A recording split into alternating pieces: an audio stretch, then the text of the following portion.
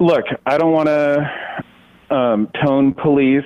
I'm going to say my piece on Ukraine, and then I'll leave it at that. Okay. So obviously I've called in before. I've mentioned my wife is from Ukraine. My mother-in-law, who's sick in the other room, is too.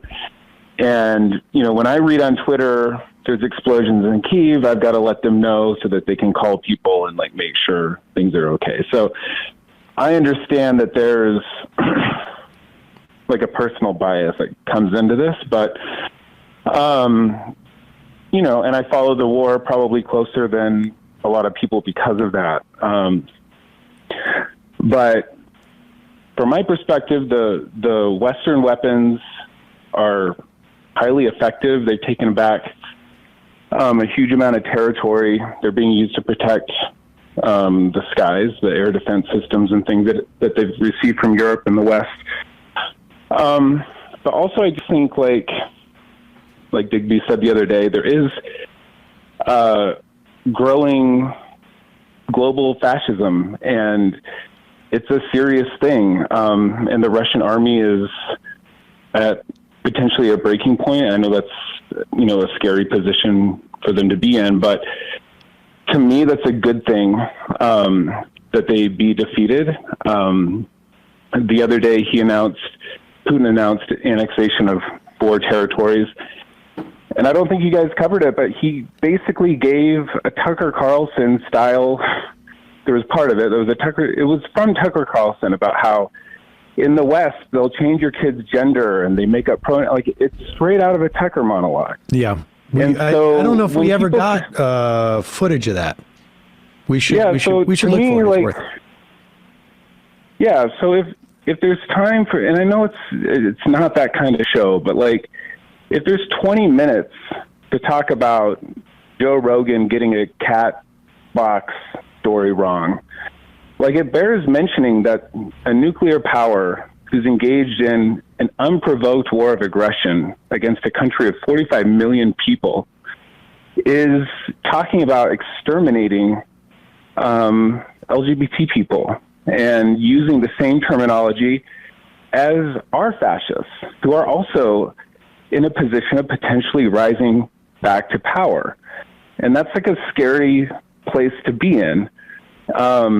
And we should be standing up against it and fighting against it. And I just don't think,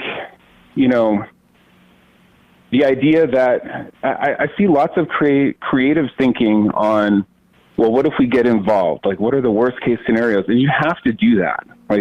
If we send weapons, what are the repercussions? What are the things that could happen? Potential blowback, of course. But I don't see any engagement on the left. On the other side of that.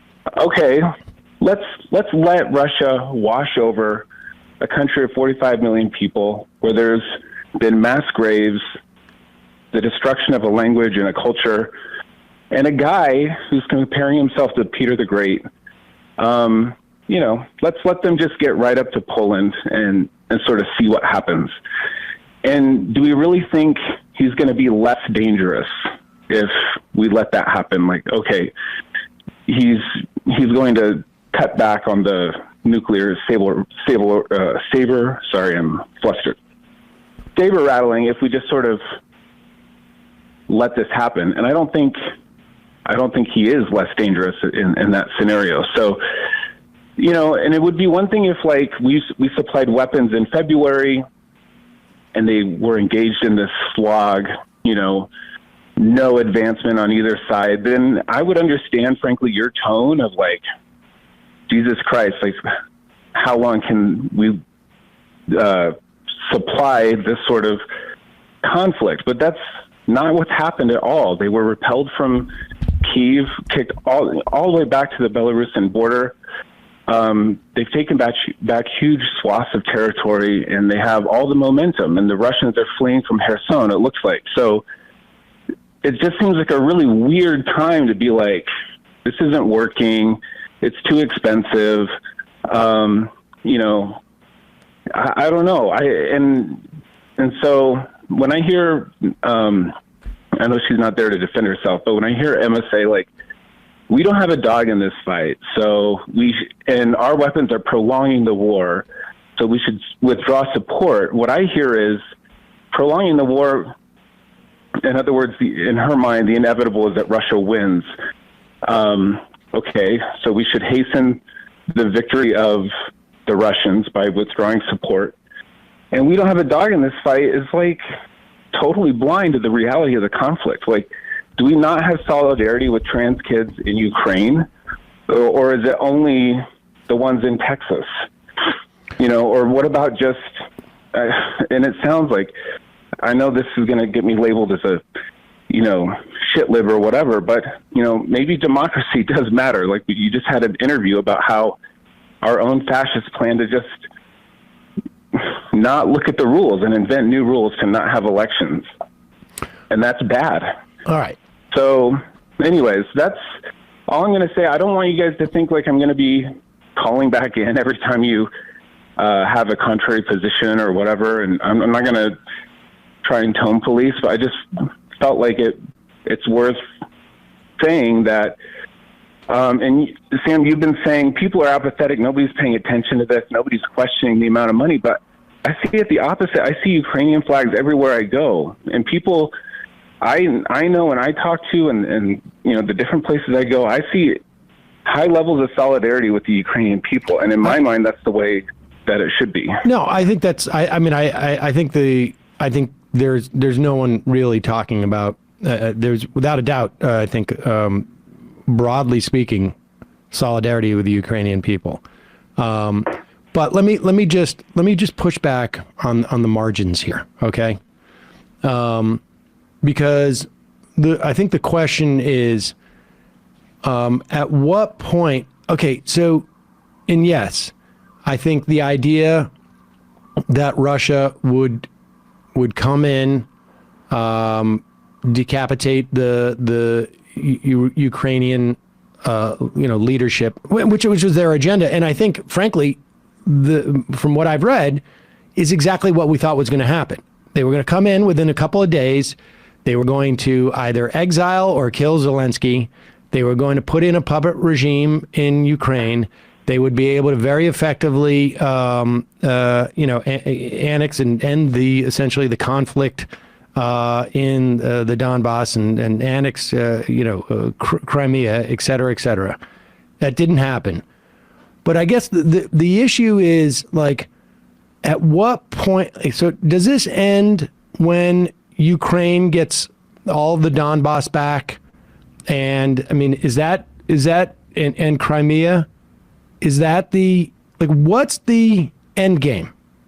Is my question. And there doesn't, and that's the Crimea question, I think, is really encapsulates it. Like, I've never said like Russia should be allowed to push to Poland, and like didn't take a stance saying that we shouldn't take give any material support to Ukraine. But in this position where, like Raygun says, like they're being pushed back, is it like, okay, retaking Crimea is just like that's a goal, and questioning that is a problem?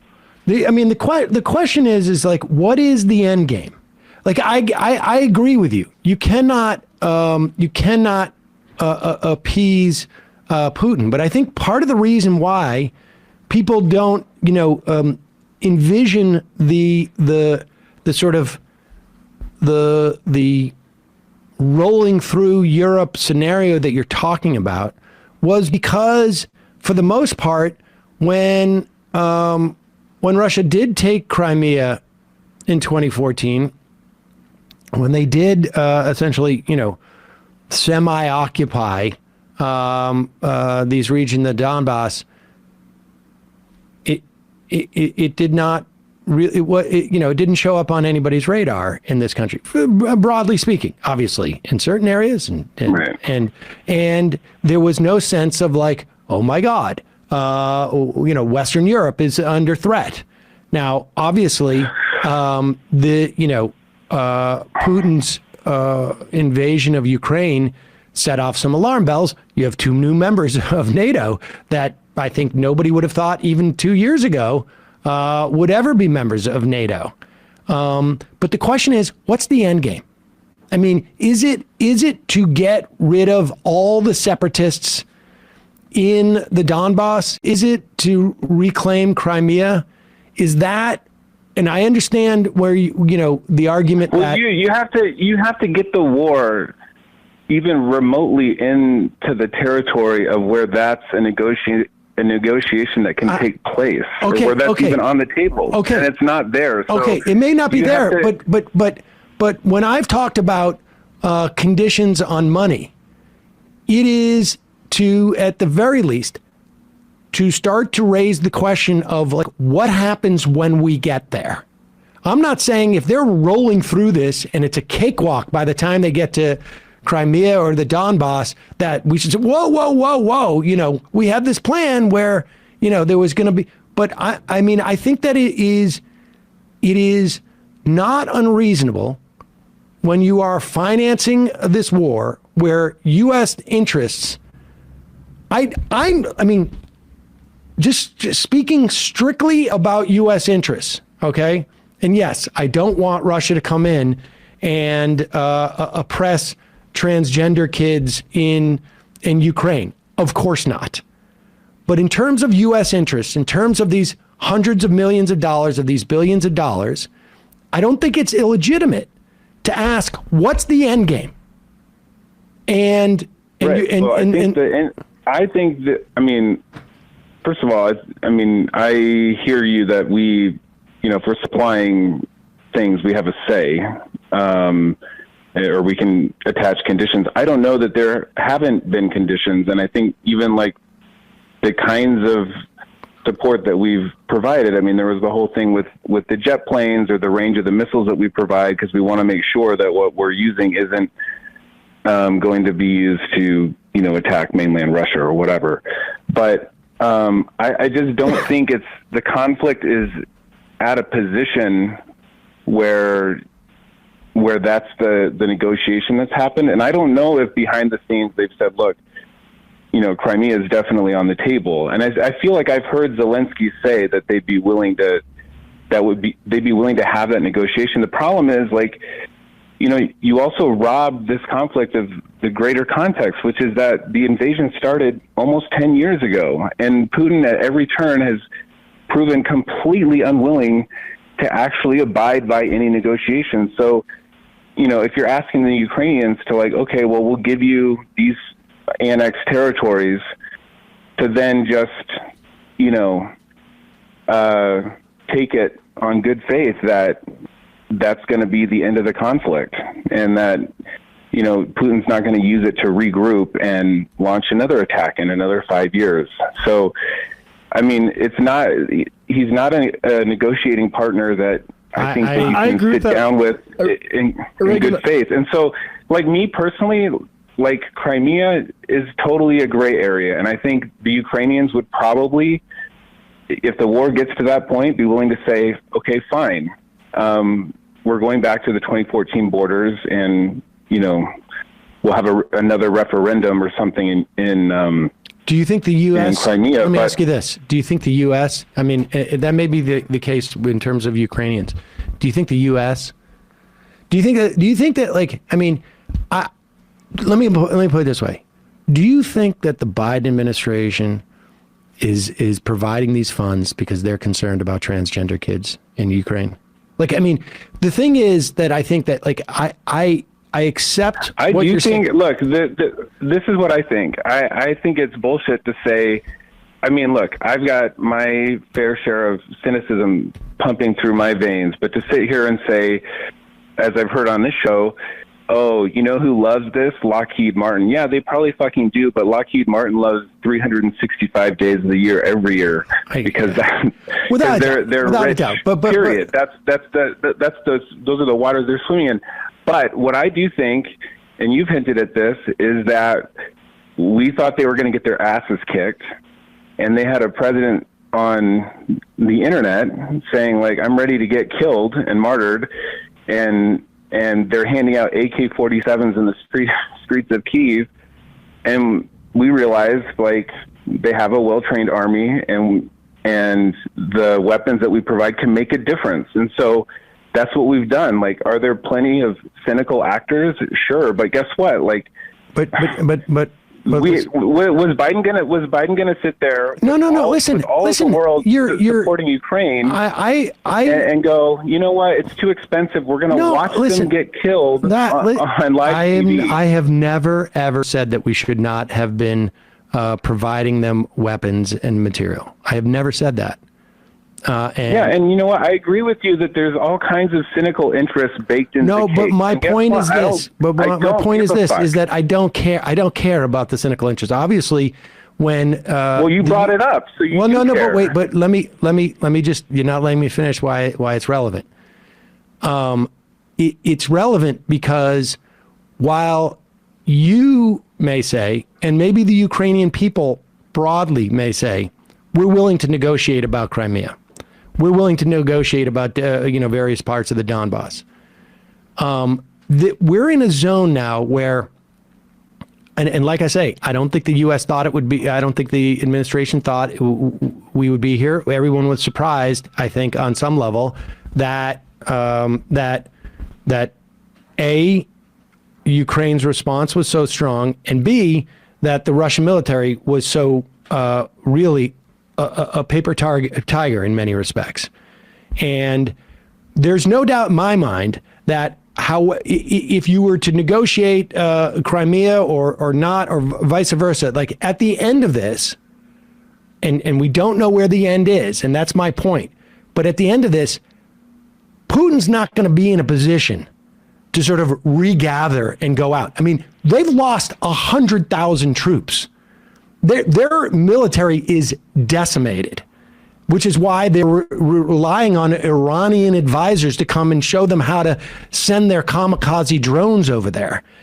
I have no sympathies for the Russian military, but I guess my point is that, like, the advantage that it is in the interest of the Biden administration at one point, and of the U.S. National security state and foreign policy apparatus, at one point, I don't think we're there yet, but at one point, pressing that advantage may supersede at one point what, frankly, is in the best interests of Ukraine. And like you say, we don't know if there are conditions that are placed on the Ukrainians now with these weapons. We don't know. And all I'm saying is that I do not think it is inappropriate, whether it's us entering into a conflict or us financing a conflict.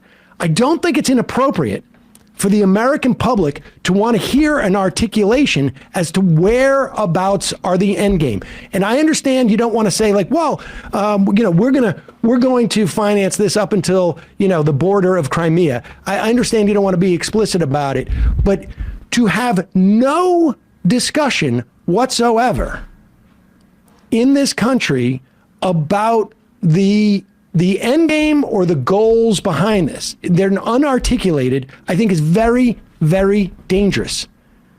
Because I'm fine with that conversation, but what I'm hearing a lot is that that's the only conversation that some people want to have. And I've heard on this show a 20-minute conversation multiple times where at the very end you'll be like, I guess Putin did go a little too far. Like that's on the back end of the conversation you want to have about, isn't this already too expensive? And even with Digby at the end, it was sort of like, oh yeah, I guess there were some mass graves. And to me, like, the conflict will get to the point that you're talking to, but like as massive amounts of territory are being retaken and a fascist military is being defeated. Listen, how many tens of thousands of people did we help kill in Yemen? Like, I mean, you're asking. We're not talking. We're not. No, I'm not. No, no, about Yemen. No. But you're talking about Iraq too. No. Yeah. Let's talk about Iraq. Well, no, I have talked about Iraq. But my point is this: is that, like, you're complaining about the nature of the coverage and the conversations here, and if you're going to do that, if you're going to talk about the nature of the coverage and the conversations, then you also then what we're talking about is how we're covering it and the questions that we're asking. And in that instance, it's like, we're not emphasizing the mass graves in Ukraine relative to what? Relative to what? Because they don't exist in a vacuum. There are tens of thousands of Yemenis that we have actively facilitated their deaths, and we haven't dedicated weeks or hours of shows on that.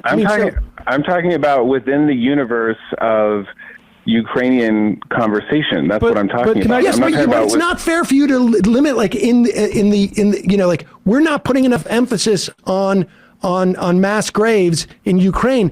Well, there's a lot of things that we don't put emphasis on, and I understand, like, no, but what I'm But let me just jump in, guys. Like, this is my point about, like, making sure that trying to negotiate some sort of peace is an emphasis isn't because I think Putin's a worthwhile partner in that. I think you're probably right about his motives. It's about U.S. credibility, frankly, Reagan. I agree with you when you don't like seeing Evo Morales embrace Putin. I think that's bad. Evo Morales was cooed by America, right? Like, we don't have a trust with this sort of stuff. So I think that's why I think it's important to have those sorts of conversation. And sure, we can emphasize, like, the atrocities, but atrocities happen the longer wars are prolonged. And so I don't think you continue wars to, like, vengeance for atrocities. Well, I mean, that goes back, I guess, to the point I made earlier. I don't see Western supplied weapons as prolonging the war. I see them as hastening the victory of what is sort of plainly the correct side of this war, in my opinion, and the defeat of an evil fascist empire. So, I mean, I hate to put it in such black and white terms, but that's how this happened to go down. And I'm not saying, oh, you need to lead every show with mass graves, or that you have to have the mass grave report where you compare all mass graves in the world. What I'm saying is, in the context of mentioning Ukraine, it seems to only come up with a sigh and an eye roll about how much it's costing and how soon can we end it, instead of saying, in my opinion, the argument should be made for intervention. And if you don't think so, then make that argument, instead of just sort of rolling around and like, well, but I think we need to announce now somehow, like, the end. You just mentioned that. I feel really strongly that regardless of whatever conflict we get involved in, that it should be completely articulated as to what the parameters are and what we're willing to go. Are we willing? Let's put it this way: right now, after spending billions and billions of dollars on weapons, there has never been, like, are we willing to drop a nuke on Moscow? I hope not. Are we willing to drop a nuke on Russian civilians? I mean, like, I want to know what the parameters are for this thing that we're engaged in. And yes, the idea that within the context of this country, there's not enough coverage about that Ukraine is in the right here. I'm sorry, that's not the case. I mean, I watched the news. There is no debate whatsoever about the parameters or the conditions or whatever. It is just the money flows. There has not been, as far as I can tell, there hasn't been even a touch on the gas. The only thing that I have seen is like some vague notion that if the Republicans get in power, they're going to tap the brakes on this. I don't think they will. But and I don't think that's necessarily preferable at all. I just don't think it is healthy for this country to be putting money out the door like that without any conversation, because it sets the precedent for it allows for things like Yemen. It allows for, I mean, you set the precedent that we can fund. I have seen, and I am not an apologist for Putin. I have seen literally a dozen of Putins that this country has been able to rally around to fight one war or another in one fashion or another. I'm not saying that Putin is a good guy. Obviously, I don't think I've ever said a decent word about Putin in 18 years of doing this professionally. But what I do know about this country is that if they get into the mode of pouring money into wars, it just goes and goes.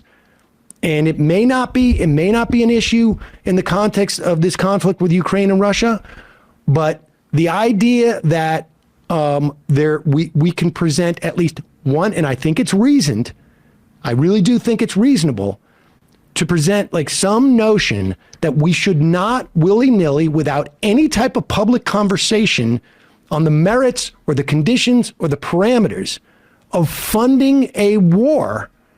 Never mind even the aspect of the potential nuclear escalation. I frankly think that is somewhat overblown on some level. But just of any conflict, I just think that is a very bad thing to train the American public to do.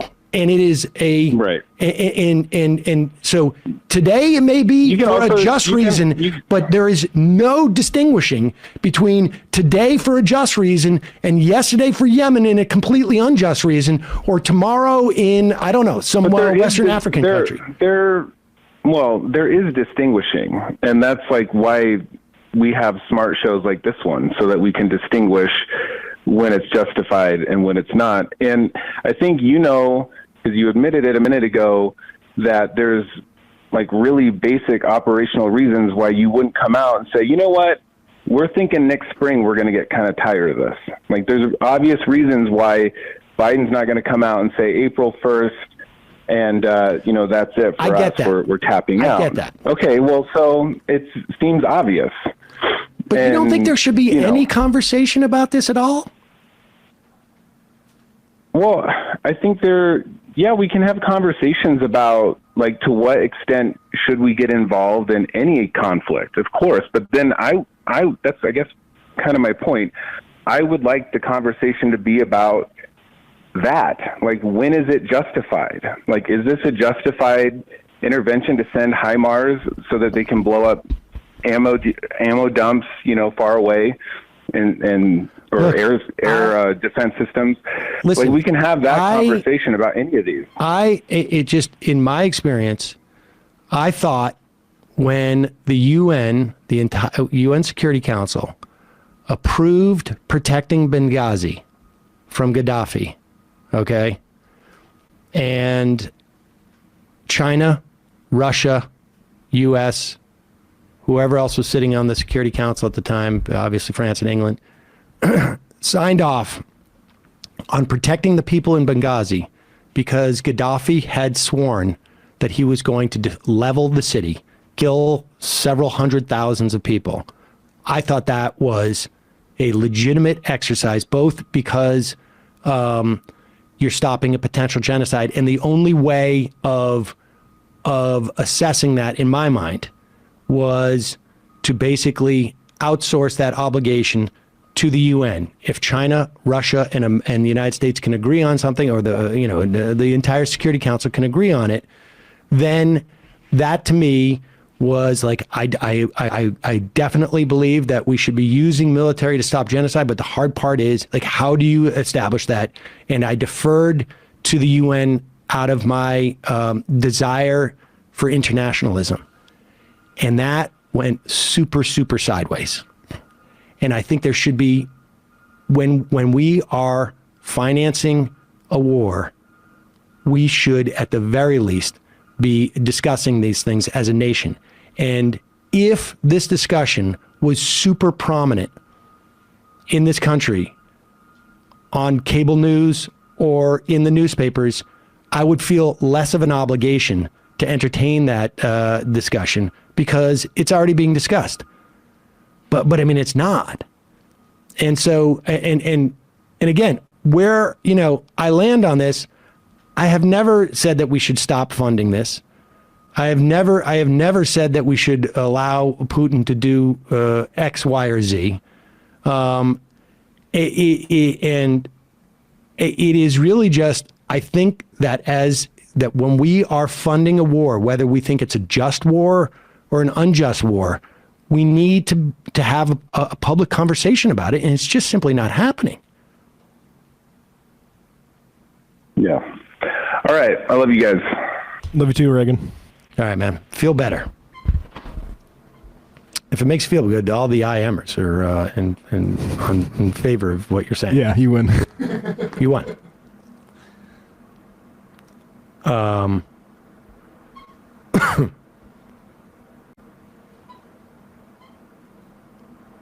Let's see. Adam from Indiana. If this wasn't Raygun calling you, you would tell the listener to go watch another show. He wants to dictate what topics you're talking about and how you frame it. That's maybe correct. But he's a good caller. Yeah, no, but he's a good caller. He's contributed more to the show than half the time than I have. He actually does work for the show, basically. All right, let's read some of these IMs because this is guy hijacks the show. It's classic. Trying to get sympathy with the whole COVID thing too. That was smart. I mean, look, I do think that there is a conversation that we probably have not had on this program to any serious degree as to like the implications of Russia leading, exporting, being part of a sort of global fascist movement. They certainly are part of it. And I would suspect that if they were successful in those first couple of months in the invasion, the first couple of weeks, the first couple of months of the invasion, we would be talking much more about that than we are now. Like, speaking for myself, I react to not only the facts as I absorb them through reading and from, consuming media, but because of the nature of both how I entered in this business and how we're situated, I am influenced in terms of like what I think is important for me to talk about by the larger context of the conversation that's happening. And I think there are certain important things to be considered in the context of us funding the Ukrainians to fend off this invasion. There's no doubt in my mind that the invasion of Ukraine is an imperialist project by Russia. Do I think that the expansion of NATO was problematic? I did, completely divorced from this issue, frankly. But do I think it was provocative? It could have been mildly provocative, but do I think it in any way was the provocation rose to the level of having Russia invade Ukraine? No. Do I think that's the primary reason why Putin invaded Ukraine? No. I think he has imperialistic ambitions. And I think this land for material reasons. Yes. But all of that is like, that's covered. That's covered. When I survey the expanse of what is being discussed about this conflict, those boxes are checked. What I don't see is any debate whatsoever, or even just analysis, or even like consciousness that we are funding this. And, we see the numbers that are presented to us publicly. I can assure you that every number that we see publicly, you can times it by 0.5, by 1, and that's the number of that's the money that's going out through other channels that we don't see. Whether it's covert operations, whether it's other, and I think that it merits a conversation as to like, how far are we willing to go? I'm not calling for the end of it, but I am saying like the only thing I can say that it's analogous to is like the way that we recognize the constitutional rights of,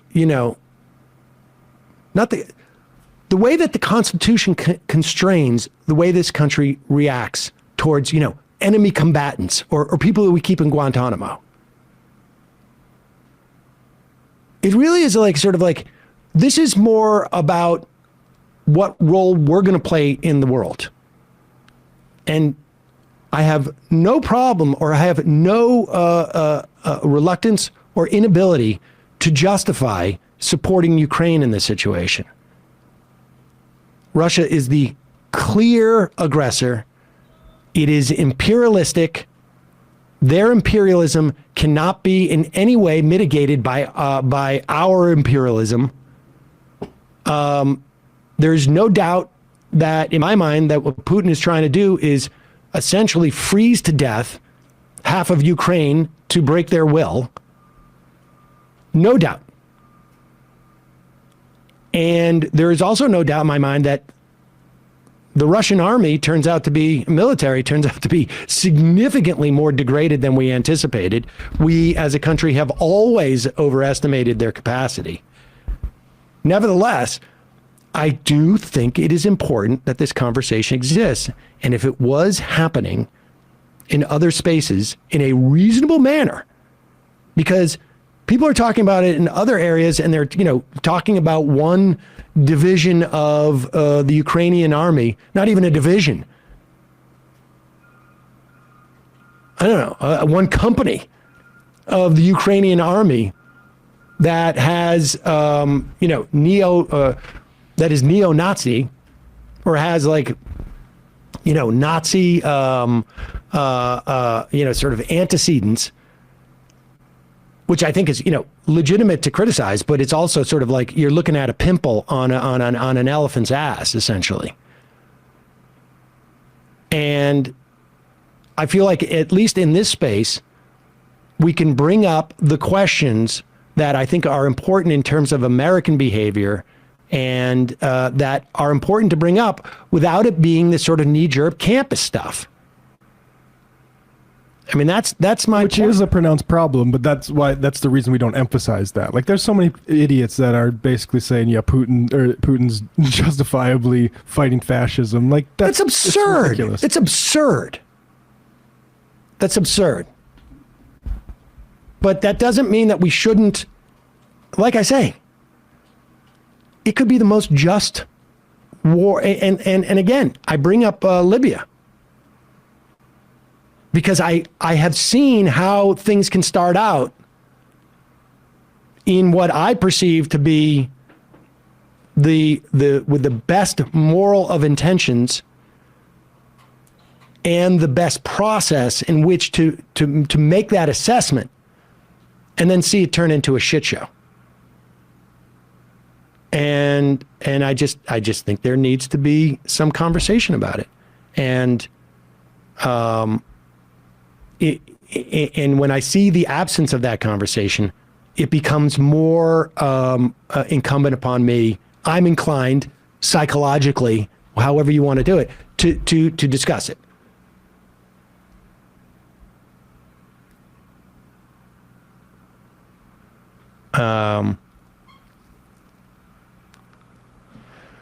Okay, so let's read some IMs. Let's see here. I don't have much time now. Going to have to hang up on everybody. Ronald Raygun. All right, we're not going to have time for any more calls. Sorry, folks. We can pick this up on Thursday. We're going to have part of the super group on Thursday, right? Is that the plan? On Friday. Friday. Yeah. Friday. Let's see. Oh boy, here we go. How are we gonna pick Illuminati kits? We'll start here. Clearly, we need to find a way to get more fine art on snapback caps so it can reach LEC audience. I think what you're seeing with Rubio is severe dehydration. Every time he goes to drink water, he has a flashback of 2016 and can't consume it. He's got something going on. Brendan Sutton, dry wit. To be honest, I don't know how much of this conversation on Ukraine is going to evolve until we see if Crimea becomes a meat grinder and how Russia attacks Ukraine throughout the winter. I mean, I think you're correct on that, but I guess my point is that I think it's important for there to be intention associated with the money that we are there. And if the intention is to defeat Russia, I want to know what that means. I mean, obviously it is to defeat Russia, but what does that mean? Are we going to stop without making sure that Putin is no longer the leader of Russia? Can someone like make that case to me as to where they see the breaks that are going to be touched on that? How much is it worth it? If that's the agenda, which it's not hard to imagine it isn't, at least with some people in the U.S. government and around, where do we stop? I mean, is everybody agreed that we should have regime change in Russia? Because I feel like if I had 100 people listening to this, some percentage, I think the majority would say, well, no, not regime change. And another 25% might go like, well, wait, yeah, regime change. Teach a lesson. I mean, I think that's why we need, there are questions that are unanswered that I think we're blowing through as a society. And in this very tiny area, I feel like we should examine these questions. Demian, I should apologize for Matt for trying to ship him and Hassan. I just really want to see if favorite East Coast, West Coast could take havers in the same room. I'm sure whatever videos the Trump people showed Lindsey Graham to get him in line may have affected Rubio more traumatically. Certainly blame that reporter in the Fetterman interview, but there had to be a producer who pushed that line of questioning, without a doubt. Ben from Chicago. You may want to be a little more careful about your love for Gauguin, Sam. In his own words, from a travelogue he wrote about his time at Tahiti, he confirmed that he married a 13-year-old girl. She was pregnant by the time she was 15. Okay, fair enough. So like Bolsonaro, we got to do that Bolsonaro thing tomorrow. I'll pull back on that. Robert let's see. Median. Hey, Sam, really like your new shirt. Well done for introducing it to the two you have in rotation. Thanks for the show today.